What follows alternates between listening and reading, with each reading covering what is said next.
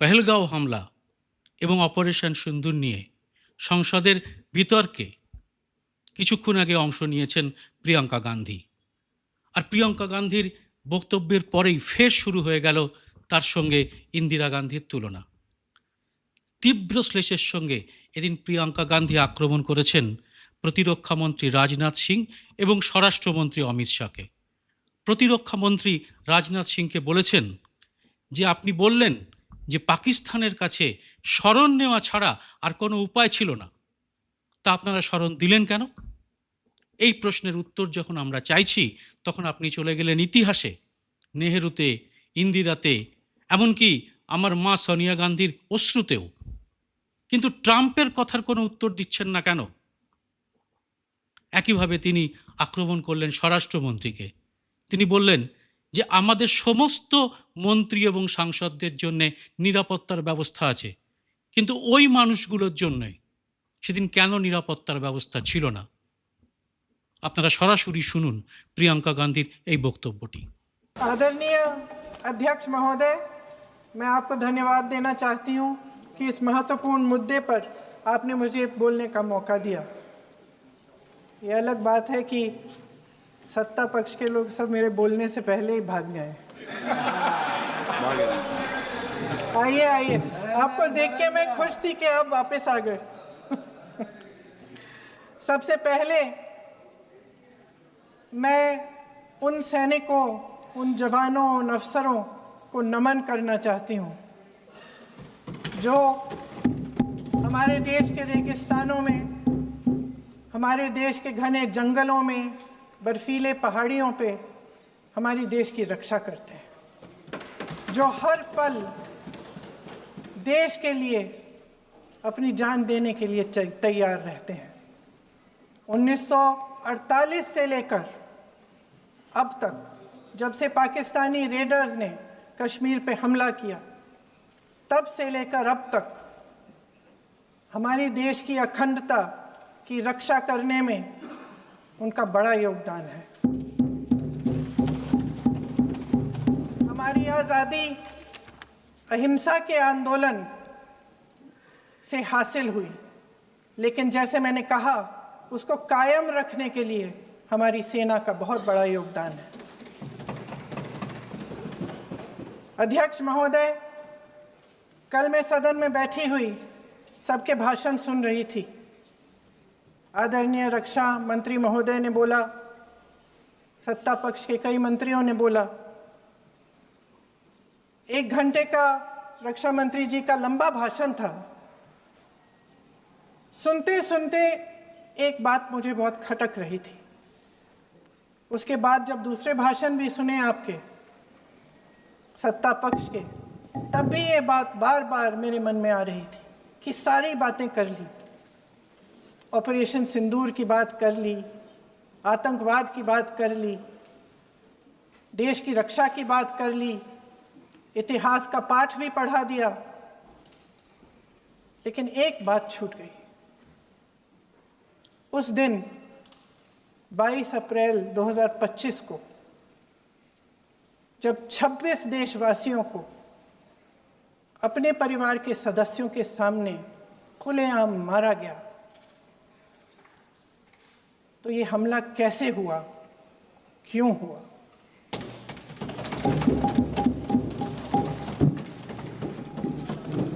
अध्यक्ष महोदय,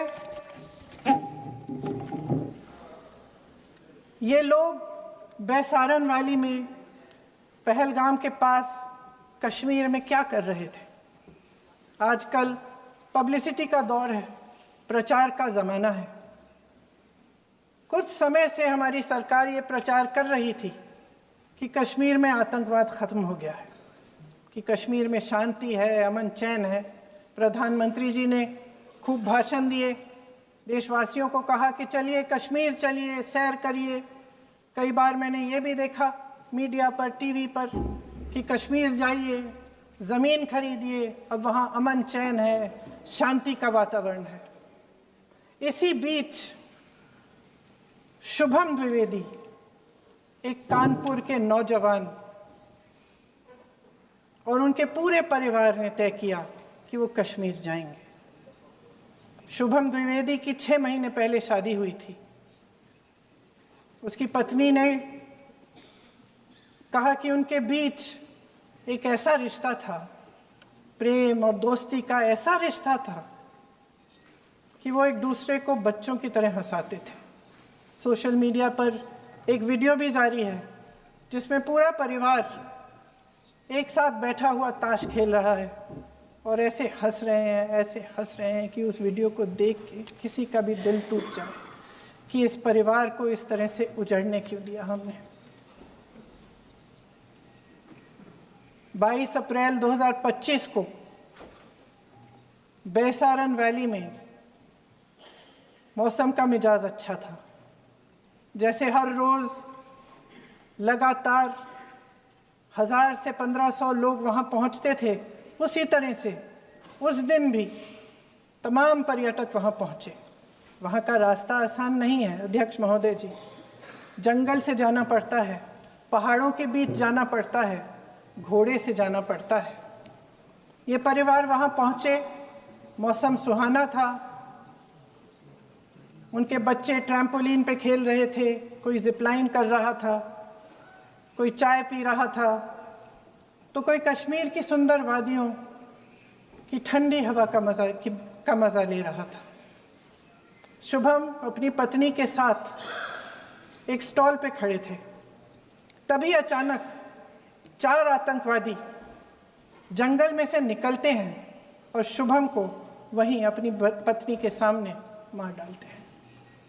उसके बाद वे वहां से पूरे वैली में 1 घंटे के लिए लोगों को चुन चुन कर मारते हैं। किसी के पति को अपनी पत्नी के आंखों के सामने, किसी के पिता को अपने बेटे के सामने,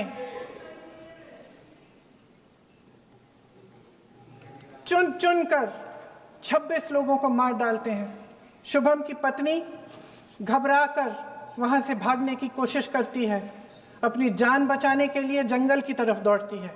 वहां पता चलता है कि तमाम लोग जंगल की तरफ दौड़े हैं और अपनी जान बचाने की कोशिश कर रहे हैं। कोई अपने बेटे का हाथ पकड़ के पहाड़ों पर घसीटता हुआ जा रहा है, कोई कश्मीरी घोड़े वालों और गाइडों की मदद लेते हुए चले जा रहा है। कोई रास्ता नहीं है, कोई तरीका नहीं है, लेकिन किसी न किसी तरह से शुभम की पत्नी के शब्दों में किसी ऐसी शक्ति ने हमको बचा कर रखा कि हमें किसी न किसी तरह से हम अकेले नीचे पहुंचे। और मैं उनके लफ्ज पढ़ना चाहती हूं, क्योंकि उन्होंने कहा कि इस पूरे समय जब 1 घंटे के लिए चुन चुन कर भारतीय नागरिकों को मारा जा रहा था, इस पूरे समय उसे एक सुरक्षाकर्मी नहीं दिखा, एक सैनिक नहीं दिखा।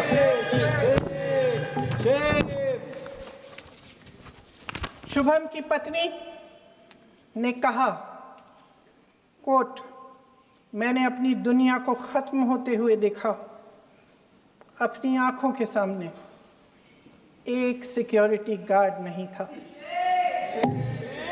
मैं ये कह सकती हूं कि देश ने, सरकार ने हमें वहां पे अनाथ छोड़ दिया था। सिक्योरिटी क्यों नहीं थी वहां पे एक सैनिक क्यों नहीं दिखा? क्या सरकार को मालूम नहीं था कि यहां रोज 1000 से 1500 पर्यटक जाते हैं? क्या सरकार को मालूम नहीं था कि यहाँ के को पहुंचने के लिए जंगल के रास्ते से जाना पड़ता है? अगर कुछ हो जाएगा तो लोग वहां से निकल नहीं पाएंगे। एक चिकित्सा का इंतजाम नहीं था, फर्स्ट एड का इंतजाम नहीं था, कोई इंतजाम नहीं था, ना सुरक्षा का ना फर्स्ट एड का। इन लोगों को भगवान भरोसे छोड़ दिया गया। ये लोग वहां पे इस सरकार के भरोसे गए और इस सरकार ने उन्हें भगवान भरोसे छोड़ दिया।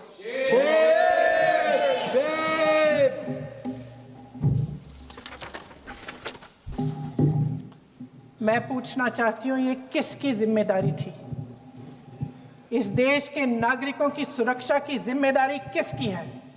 क्या इस देश के प्रधानमंत्री की नहीं है? क्या इस देश के गृह मंत्री की नहीं है? क्या इस देश के रक्षा मंत्री की नहीं है? क्या एनएसए की नहीं है? अध्यक्ष महोदय, पहलगाम हमले से सिर्फ 2 हफ्ते पहले हमारे गृह मंत्री महोदय जी कश्मीर गए थे। किस लिए गए थे? जो सुरक्षा की व्यवस्था है इसको देखने के लिए गए थे, इसको रिव्यू करने के लिए गए थे, और उन्होंने वहां कहा कि आतंकवाद पर विजय प्राप्त हुई है। ये 2 हफ्ते पहले है। 3 महीने बाद JNK के गवर्नर साहब एक आम इंटरव्यू में ऐसे ही चलते चलते कह देते हैं कि हाँ, बैसारन वैली में बहुत लापरवाही हुई और इसके लिए मैं जिम्मेदारी लेता हूँ। ऐसे ही चलते चलते, और वो बात होती है, ख़त्म भी वहाँ होती है और वहीं ख़त्म हो जाती है। उनसे जिम्मेदारी ली भी नहीं जाती, कोई सवाल नहीं उठाता, कोई जवाब नहीं देता। अध्यक्ष महोदय, उस हमले की जिम्मेदारी एक आतंकवादी गुट जिसका नाम TRF है थोड़े दिनों बाद लेती है। कौन है ये TRF? 2019 में ये गुट बना। 2020 में इसने कश्मीर में आतंकवाद का काम शुरू कर दिया और अप्रैल 2020 से लेकर 22 अप्रैल 2025 तक इन्होंने 25 आतंकवादी हमले किए। गृह मंत्री महोदय ने जब UPA सरकार के समय के आतंकवादी हमले गिने तो लगभग 25 गिनवाए थे अभी अपने भाषण में। इस गुट ने कश्मीर में 25 हमले 2020 और 2025 के अंदर एक पूरी लिस्ट है इन हमलों की। मेरे पास इतना समय नहीं है इसलिए मैं एक एक को नहीं पढ़ना चाहती, लेकिन मैं इतना कहूंगी कि इनमें रियासी का हमला भी था 2024 का, जिसमें 9 लोग मारे गए और 41 लोग घायल हुए। कुल मिलाकर 2020 से लेकर 22 अप्रैल 2025 तक TRF ने 41 सेना और सुरक्षा कर्मियों की हत्या की, 27 सिविलियन की हत्या की और 54 लोगों को घायल किया था। भारत सरकार ने TRF को आतंकवादी संगठन का दर्जा कब दिया? 2020 में दिया, 2021 में दिया, 2022 में दिया, 2023 में दिया। 3 साल बाद, 3 सालों के लिए ये आतंकवादी गतिविधियां कर रहे हैं और आप इनको आतंकवादी संगठन तब कहते हैं 2023 में। इसकी क्या वजह थी? ये सब सरकार के संज्ञान में था और आप मुझे बताना चाहते हैं, सत्ता पक्ष के नेता बताना चाहते हैं कि ये सब आपके संज्ञान में था, लेकिन कोई भी एक ऐसी एजेंसी नहीं है हमारी सरकार की जिसको पता चला कि ऐसा हमला, ऐसा भयानक हमला होने जा रहा है हमारे देश में, कि पाकिस्तान में बैठे हुए इस हमले की योजना बन रही है कि हम भारत जाके हैवानियत करेंगे, 26 लोगों को मार डालेंगे और हमें पता ही नहीं है। क्या ये हमारी एजेंसियों की विफलता है कि नहीं है? ये बहुत बड़ी विफलता है, ये एक बहुत बड़ी विफलता है। जानते थे कि ये गुट है, जानते थे कि 5 सालों से ये आतंकवादी हमले कर रहा है, अध्यापकों को मारा, आर्मी के बड़े बड़े अफसरों को मारा, आम जनता को मार डाला, पुलिस वालों को मार डाला, और आप इन पे निगरानी नहीं रख रहे थे। और ये जो एजेंसियां हैं इनकी जिम्मेदारी कौन लेगा? क्या IB चीफ ने अपना इस्तीफा दिया? क्या किसी ने इस्तीफा दिया? गृह मंत्री जी के कार्य क्षेत्र में आता है इंटेलिजेंस ब्यूरो। क्या गृह मंत्री जी ने इस्तीफा दिया? इस्तीफा छोड़िए, जिम्मेदारी ली।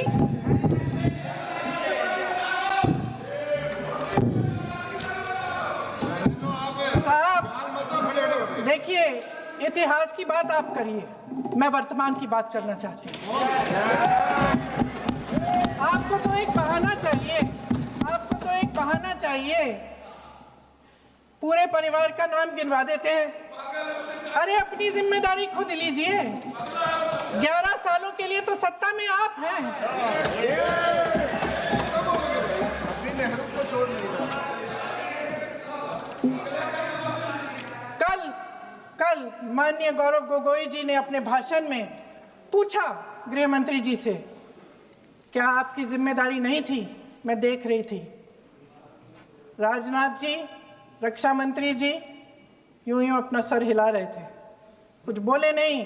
अंदर से महसूस हुआ होगा कि यहाँ कुछ जिम्मेदारी थी, लेकिन माननीय गृह मंत्री महोदय जी हंस रहे थे।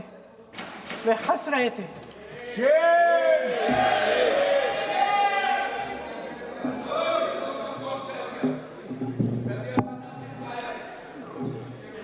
अध्यक्ष महोदय, कल सत्ता पक्ष और आज भी सत्ता पक्ष के नेताओं ने 2008 के मुंबई के हमलों का जिक्र किया, बार बार कहा कि मनमोहन सिंह जी की सरकार ने कुछ नहीं किया।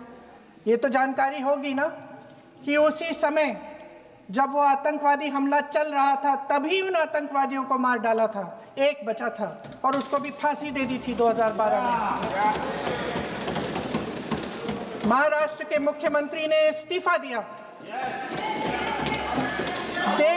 देश के गृह मंत्री ने जिम्मेदारी लेकर इस्तीफा दिया। एक जवाबदेही थी पब्लिक के प्रति, एक जवाबदेही थी इस देश की जनता के प्रति, इस देश की धरती के प्रति।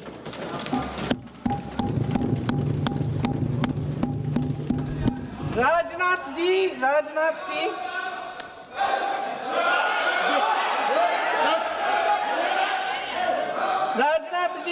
तो पुलवामा, उरी और पठानकोट के समय गृह मंत्री रहे थे। आज वे रक्षा मंत्री हैं और हमारे गृह मंत्री महोदय श्री अमित शाह जी के नाक के नीचे पूरा मणिपुर जल गया। दिल्ली में दंगे हुए, पहलगाम में हमला हुआ और आज भी वे उसी पद पर बैठे हैं। क्यों? अध्यक्ष महोदय, बमबारी से अखबारों के हेडलाइन बनते हैं, मगर कहानी सुरक्षा में की चूक में भी है। आज देश खोखले भाषण नहीं सुनना चाहता। देश जवाब चाहता है, तसल्ली चाहता है कि सच उससे छिपाया नहीं जाएगा। देश जानना चाहता है कि उस दिन अप्रैल 22, 2025 को क्या हुआ और क्यों हुआ। आप तो खुद अपनी पीठ थपथपाने में लगे रहते हैं। सेना, देश, संसद से सच छुपाते हैं। ऑपरेशन सिंदूर जब शुरू हुआ, हम सब ने समर्थन किया, सब एकजुट होकर खड़े हो गए इस देश के लिए। दोबारा होगा, दोबारा खड़े हो जाएंगे। अगर हमारे देश पे हमला होता है तो यहाँ इस सदन में किसी भी पार्टी का हो, कोई भी हो, सब आपका समर्थन करेंगे। और हमें अपनी सेना पर गर्व है कि उन्होंने इस बार भी दृढ़ता से लड़ाई लड़ी, धैर्य से लड़ाई लड़ी, वीरता से लड़ाई लड़ी। लेकिन इस ऑपरेशन का सिंदूर का क्रेडिट, उसका श्रेय तो हमारे प्रधानमंत्री जी चाहते हैं। सही भी है, ठीक है, सही है, श्रेय ले। ओलंपिक्स में हमारा मेडल आता है, उसका भी श्रेय लेते हैं। लेकिन सिर्फ श्रेय लेने से नहीं होता नेतृत्व, जिम्मेदारी भी लेनी पड़ती है।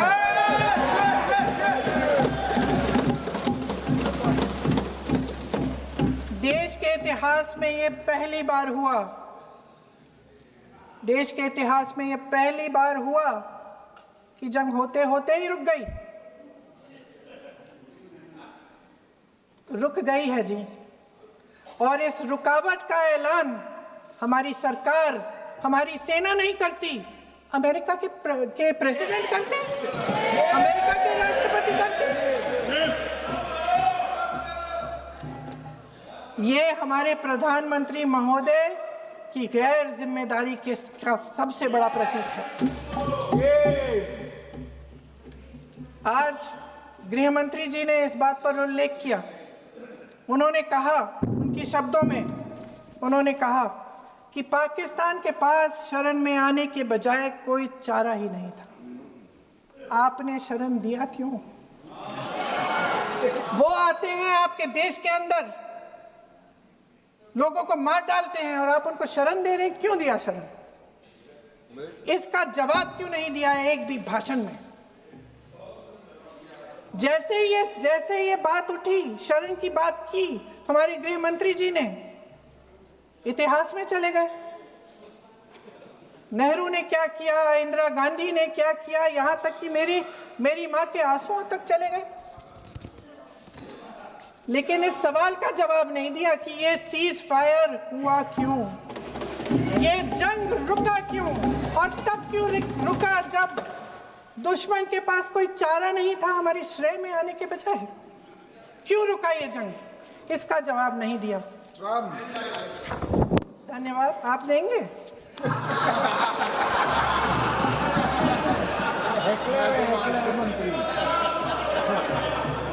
देना भाई देना, आपको टाइम मिलेगा तो। टाइम नहीं मिलेगा आपको शायद। वैसे महोदय, मेरी माँ की आंसू की बात किए, मैं इसका जवाब देना चाहती हूँ। मेरी माँ के आंसू तब गिरे जब उनके पति को आतंकवादियों ने शहीद किया, जब वे मात्र 44 साल की थी। और आज अगर मैं इस सदन में खड़ी हूं और उन 26 लोगों की बात कर रही हूं, मैं इसलिए कर रही हूं क्योंकि मैं उनका दर्द जानती हूं, महसूस करती हूं।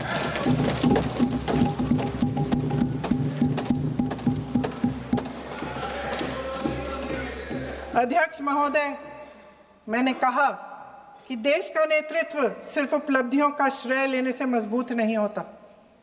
सफलता और विफलता दोनों की जिम्मेदारी लेने से बुलंद होता है। ये सोने का ताज नहीं है, कांटों का ताज है। अध्यक्ष महोदय, जब सरकार झूठी और कायर हो तो वे बहादुर से बहादुर सेना के साहस और पराक्रम को भी कमजोर कर देती है। देश को प्रतिशोध के साथ साथ सबके प्राणों की रक्षा का प्रण चाहिए। सेना की शक्ति के साथ सरकार की सच्चाई भी चाहिए। महान देशभक्त शहीद इंदिरा गांधी जी, जिन्होंने सफल कूटनीति के बल पर अमेरिका के राष्ट्रपति निक्सन का मुकाबला करके पाकिस्तान का विभाजन करवाया, बांग्लादेश बनाया, 1 लाख पाकिस्तानी सैनिकों को आत्मसमर्पण करने पर मजबूर किया, उन्होंने कभी इसका श्रेय लेने की कोशिश नहीं की। ऑपरेशन सिंदूर का मकसद अगर पाकिस्तान को सबक सिखाना था तो शायद ये मकसद अभी अधूरा है, क्योंकि हमारी कूटनीति विफल रही है। इसका प्रमाण यही है कि ऑपरेशन सिंदूर के बाद एक पाकिस्तानी जनरल, जिसके हाथ खून से रंगे थे, अमेरिका के राष्ट्रपति के साथ बैठकर लंच खा रहे थे। अगर ऑपरेशन सिंदूर का मकसद आतंकवाद को खत्म करने का था तो पाकिस्तान को संयुक्त राष्ट्र के आतंकवाद विरोधी समिति का अध्यक्ष चुने जाने से इस मकसद को धक्का लगा है। इसकी जिम्मेदारी कौन लेगा? क्या हमारे प्रधानमंत्री लेंगे? क्या उनमें ये हिम्मत है? नहीं है। अगर इस ऑपरेशन के दौरान हमारे जहाजों का नुकसान नहीं हुआ तो सदन में इसे साफ साफ कहने से क्या डर है? क्यों नहीं कहा है? कल भी रक्षा मंत्री जी ने कहा कि हमारे इंफ्रास्ट्रक्चर का नुकसान नहीं हुआ, तो जहाजों के बारे में भी बता दें, साफ साफ बता दें, क्या हर्ज है? सच्चाई तो है। सवालों से बचने के लिए ये सरकार हमेशा प्रयास करती है। इसकी राजनीतिक कायरता बेमिसाल है। देशवासियों के प्रति जवाबदेही का एहसास ही नहीं है। सच्चाई ये है कि इनके दिल में जनता के लिए कोई जगह नहीं है। सब राजनीति है, सब पीआर है, सब प्रचार है, सब पब्लिसिटी है। देश की जनता के लिए आपके हृदय में कुछ नहीं रहा। बहुत समय हो गया है आप इस प्रचार में ही लिप्त हैं। जनता को देख नहीं पा रहे हैं। जी माननीय, जो पहलगाम में हुआ, खत्म करती हूँ, जो पहलगाम में हुआ उससे हर एक देशवासी के दिल पे चोट पहुंची है। हिमांशी नारवाल की गुहार ने हम सबको शर्मिंदा किया है। इसीलिए मैं आज यहाँ खड़े हुए एक आखिरी बात करना चाहती हूँ।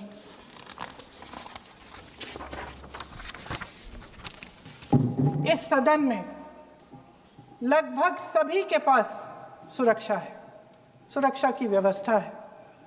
हम जहां भी जाते हैं हमारे साथ सुरक्षा कर्मी आते हैं। आपको भी मिल जाएगी, आप मंत्री बन जाएंगे, आपको भी मिल जाएगी। मैं मजाक की बात नहीं कर रही हूँ, थोड़ा सा धैर्य रखिए। उस दिन पहलगाम में 26 परिवार उजड़ गए। 26 लोगों को अपने परिवार के सदस्य के सामने मारा गया। 26 बेटे, पति, पिता गुजर गए। उनमें से 25 भारतीय थे।